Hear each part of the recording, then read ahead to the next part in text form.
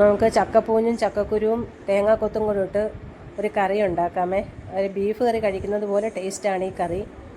ചക്കപ്പൂഞ്ഞ് നമുക്ക് ചെറിയ പീസായിട്ട് മുറിച്ചെടുക്കാം. ചക്കക്കുരുവിൻ്റെ മുകളിലത്തെ പാട കളഞ്ഞതിന് ശേഷം അതും ചെറിയ പീസായിട്ട് മുറിച്ചെടുക്കണം.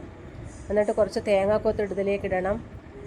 തേങ്ങാ പുളി എടുത്തതിന് ശേഷം അതും ചെറിയ പീസായിട്ട് അരിഞ്ഞിതിലിടണം. തേങ്ങാക്കൊത്ത് നമ്മളിടുമ്പം ഈ കറി കഴിക്കുമ്പോൾ ഇടയ്ക്ക് തേങ്ങാക്കൊത്ത് കഴിക്കുമ്പോഴേക്കും ഒരു പ്രത്യേക ടേസ്റ്റ് ഈ കറിക്ക് കാണും. അതിന് വേണ്ടിയിട്ടാണ് തേങ്ങാക്കൊത്ത് ഇടുന്നത്. എല്ലാം നല്ലതുപോലെ കഴുകി കറി വെക്കേണ്ട പാത്രത്തിലേക്ക് നമുക്ക് മാറ്റാം. അതിനുശേഷം അതിലേക്കൊരു തക്കാളിക്കയും കൂടെ അരിഞ്ഞിടാം. എരിവിന് നമ്മളൊരു പച്ചമുളക് ഇടാം. മുളക് പൊടി നമ്മൾ ഇടുന്നുണ്ട്, എന്നാലും ഒരു പച്ചമുളക് ഇടാം. മസാലയ്ക്ക് വേണ്ടിയിട്ട് മഞ്ഞൾപ്പൊടിയും മല്ലിപ്പൊടിയും ആവശ്യത്തിന് ഉപ്പും ഇട്ട് കുറച്ച് വെള്ളം ഒഴിച്ച് നമുക്കിത് അടച്ചു വെച്ച് വേവിക്കാം. ഒന്ന് തിളച്ച് കഴിഞ്ഞപ്പോഴേക്കും അടപ്പ് തുറന്ന് ഞാൻ 2 ടീസ്പൂൺ മുളക് പൊടിയും കൂടി ഇതിലേക്ക് ഇടുന്നുണ്ട്. അതും ഒന്ന് മിക്സ് ചെയ്ത് നല്ലതുപോലെ അടച്ചു വെച്ച് വീണ്ടും വേവിക്കാം. ഈ വെള്ളം വറ്റി വരണം, അതുവരെ ഇത് അടപ്പിരുന്ന് വേവട്ടെ.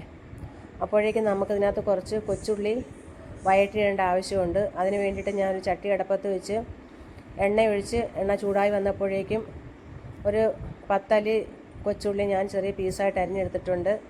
അതും അതിലേക്കിട്ട് നല്ലതുപോലെ വഴറ്റി. ആ വഴണ്ട് വന്ന ഉള്ളി ഇതിലേക്കിട്ട് വീണ്ടും ഒന്ന് അടച്ചു വെച്ച് നല്ലതുപോലെ വേവിച്ചെടുത്തു. എന്നിട്ട് അതിലേക്ക് കുറച്ച് ഗരം മസാലയും കൂടി ഇടാം. നമ്മൾ ബീഫ് കറിക്ക് ഗരം മസാല ഉപയോഗിക്കില്ല, അതുകൊണ്ട് ഇതിനകത്തും കുറച്ച് ഗരം മസാല ഇടേണ്ട ആവശ്യമുണ്ട്. എന്നിട്ട് ഇതിനകത്തൊരു വറകിടേണ്ട ആവശ്യമുണ്ട്. ചട്ടി അടുപ്പത്ത് വെച്ച് എണ്ണ ഒഴിച്ച് എണ്ണ ചൂടായി വന്നപ്പോഴേക്ക് കടുകിട്ട് പൊട്ടിച്ചു. ചുമന്നുള്ളിയും വറ്റൽമുളകും കുറച്ച് കറിവേപ്പിലയും കൂടി ഇട്ട് അതൊരു മൂത്ത് വന്നപ്പോഴേക്കും അത് ഈ കറിയിലേക്ക് തട്ടിയിട്ട് നല്ലോണം മിക്സ് ചെയ്തെടുത്തു. സ്വാദിഷ്ടമായ ചക്കപ്പൂഞ്ഞ് കൊണ്ടുള്ള കറി റെഡിയായിട്ടുണ്ട്. ഇനി ചക്ക കിട്ടുമ്പോഴേക്ക് ഈ പൂഞ്ഞും ഒന്ന് വേസ്റ്റാക്കി കളരി ഇതുപോലെ ചെയ്ത് നോക്കണം കേട്ടോ.